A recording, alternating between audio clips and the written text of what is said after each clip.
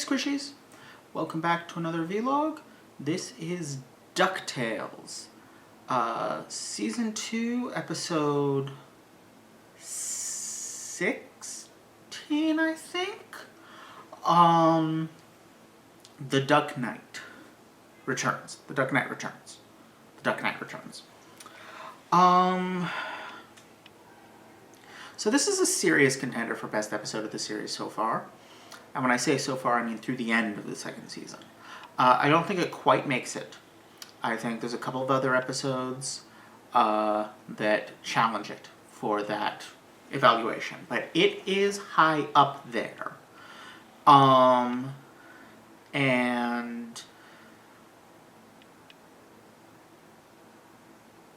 I mean, it just does some brilliant things with threads that have been laid down for quite a while. Launchpad's fandom of Darkwing Duck was laid down back in season 1. The idea of Darkwing Duck as an old TV show from like the late 80s, early 90s, laid down from season 1. And this episode just takes those ideas and runs with them. It frames, it sets up the whole thing through something that is intimately connected with this show, which is the gritty reboot of the old classic cartoon. Now, there's nothing gritty about New DuckTales, but it is a reboot. And as Launchpad says, big budget reboot of something I loved as a kid, those are always good. They're almost never good. Because the thing you loved as a kid is almost never as good as you remember it being. Darkwing Duck was one of my first big experiences with that. About 10-ish years ago, my roommate picked it up on DVD, and it was we had both loved it as kids, but on DVD it was just meh. Because we were adults now, and some of what had appealed to us as kids was no longer that interesting to us.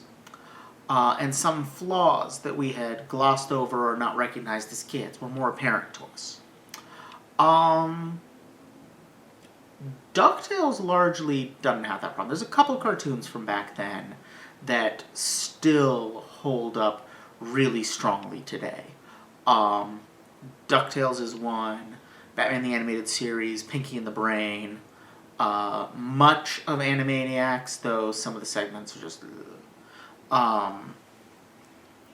but there's also some stuff back then that really doesn't hold up. Darkwing Duck manages to kind of fall in between. Old Darkwing Duck isn't bad, but it's not that great. So, my point is, the things we loved as kids aren't as good as we remember them being. So, it's being built on shaky ground to begin with. But of course they keep doing it because nostalgia sells. And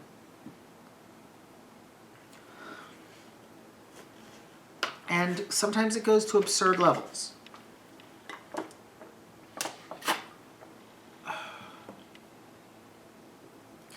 Gritty movie versions of... I mean, the kind of big one is Transformers, which is a major case of a cartoon that is not as good as you remember it. If you are talking about the original 80s Transformers cartoon, it was kind of crap. So are the live-action, big-budget, gritty reboot movies. Because grit is not in itself good, and taking something whose primary virtues were being bright and colorful and kid-friendly and making it gray and grim and kid-unfriendly, unless you add in a bunch of other virtues, you're gonna end up with something that has none. And that's kind of what we see with the Darkwing Duck movie in here, is it's just not that good. It's a full of himself director with the amazing name of Alexander Bourgeois, which is both a swan and a pun on bourgeois. He is just kind of an, like, he thinks he has sophisticated tastes, he thinks he's an artist, but what we see, even before Louis gets at it, what we see and hear is a pretty shit movie. The most obvious inspiration is probably the Dark Knight trilogy of Batman movies, which are not that good, I'm sorry.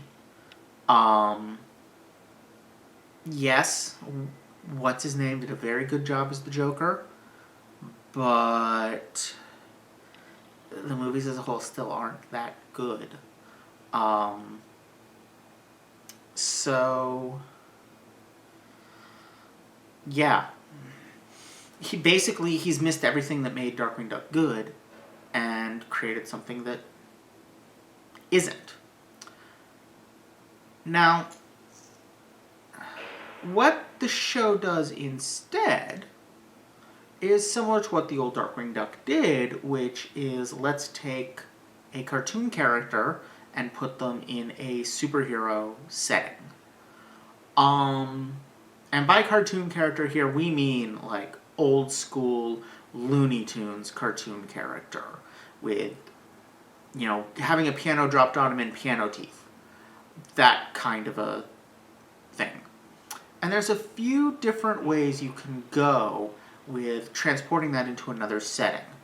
For example, the Steven Universe movie takes an even older school cartoon character from the Rubber Hose era and throws it into an anime-influenced modern Western cartoon, and it wreaks havoc because it can move in ways that nothing else can.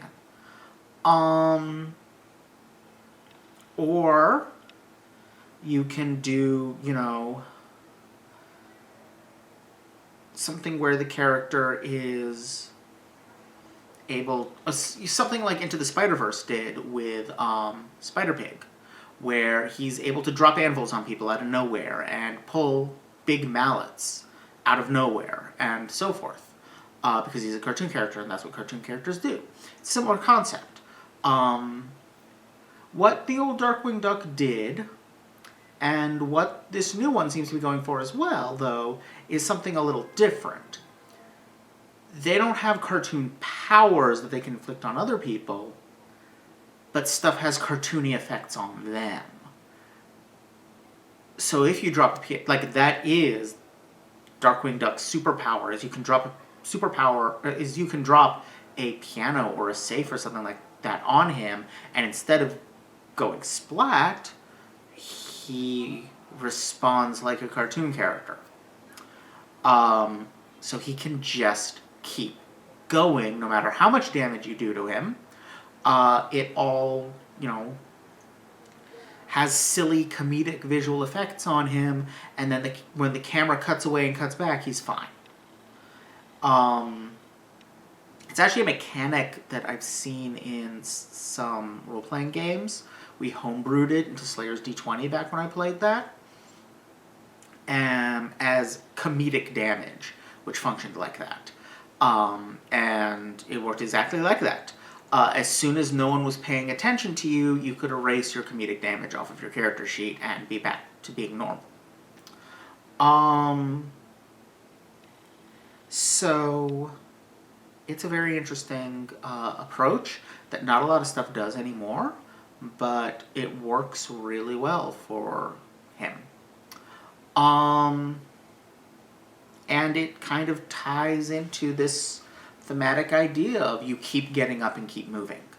That it's actually a manifestation of determination, where most characters that use cartoon physics in a setting that doesn't, like Spinell in the Steven Universe movie or Spider-Pig in Into the Spider-Verse, for them it's an expression of wackiness and being, you know, hyper and energetic.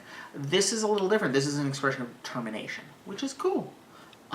It's a different take on it, and one we haven't really seen on TV that I'm aware of in a long time. We've had characters who are super determined and can just take whatever hits them, but that combination, the cartoon tank, is something we haven't seen in a long time, and I like that. Of course, the really fun thing they do is they don't tell us the actor's name initially. But in the old cartoon, Darkwing Duck's secret identity was that he was a glory hound actor named Drake Mallard. And here we have an actor named Drake Mallard becoming the second Darkwing Duck, but the first one to act out in the world. He's an actual superhero instead of a TV superhero. While the old Darkwing Duck is now the villain. The end of episode twist is that Jim Starling, through a combination of his feelings about being replaced and the accident that killed him, is now essentially Negaduck, who was a villain from the old cartoon, who was an alternate universe Darkwing Duck, and had that yellow and red costume that we see Starling in at the end of this episode. And that's kind of brilliant, because that's them taking the inevitable thing that happens when you do a reboot, like the new Ducktales. People compare it to the old show. The old show becomes something that you have to overcome. And in that sense, it becomes a kind of villain for you. It becomes something that you're constantly facing, competing against, and need to defeat and surpass in order to reach your goals of making this a great show. Even if you don't want to, even if you're like, well, okay, but we're making our own thing, we don't want to be compared to the old thing, well, people are still gonna. So it's kind of like it comes after you. So it does function very much like a villain with the new show as the hero. And so by setting it up this way, they can play that out within the show by having an old show Darkwing Duck, which is closely connected to DuckTales but not quite the same thing, as a villainous figure, and a new Darkwing Duck, the 2017 Darkwing Duck, as a heroic figure. And I think that's really clever. They're also clearly setting up Launchpad to be a sidekick, which I think is a very good use of Launchpad. It's not entirely clear why Scrooge would continue using him as a pilot once, now that Della's back. He's pretty much just the driver now, and so giving him a reason to get involved in stories other than he flew the ducks somewhere is a really good move on their part. Plus, he was Darkwing Duck's sidekick in the old show, so it fits. It'll be interesting to see if we get any Darkwing Duck villains, because pretty much all the major ones were shown as being in the show. So I don't know what they're going to do in that regard. Maybe come up with some new ones, maybe have some villains who are inspired by seeing Darkwing Duck to copy villains from his show. I don't know. But given that the villain for next season is being set up to be Fowl, who were recurring Darkwing Duck villains, I'm not too worried about that. I think he's just going to be up against the new Fowl lineup. Anyway, in all, this was a really good episode. And I wanted to give it some breathing room. I wanted to give it its own thing. I also want to give Moonvasion its own vlog, probably. So I'm not sure how I'm going to split that up exactly. I know I'm also going to have a lot to say about The Richest Duck in the World. So I may make that its own vlog, and Invasion its own vlog, and then everything else gets an even number. But I can't say for sure right now, and I've got a little time to work it out. Because I'm probably only doing one DuckTales vlog a month for a while.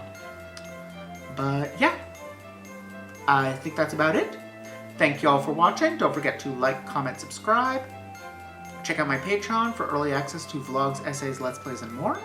And I'll see you all next time. Bye!